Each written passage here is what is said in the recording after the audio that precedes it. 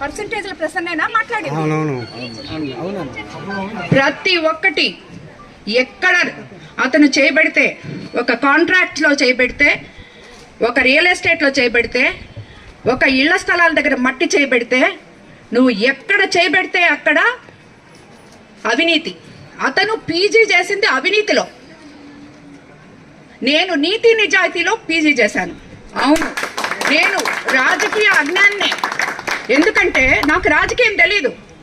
రాజకీయం అంటే 60 అడుగులు గుంతలు తవ్వి గ్రావెల్ ఎత్తేసి దాంట్లో 2 పిల్లలు పడి చనిపోయినా దానికి కారణమైన ఒక ఎమ్మెల్యే అంత జ్ఞానం నాకు లేదు. కాబట్టి నేను రాజకీయ అజ్ఞాన్ని.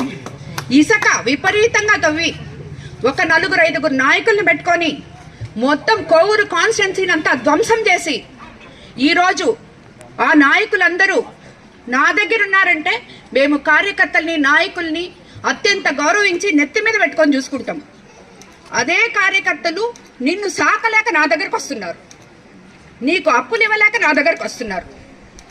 కాబట్టి ఈ పర్సంటేజ్లు ప్రసన్న మాట్లాడిన దాని గురించి మీరు అడగడము, నేను మాట్లాడడం కూడా వేస్టే. కాబట్టి వదిలేయండి.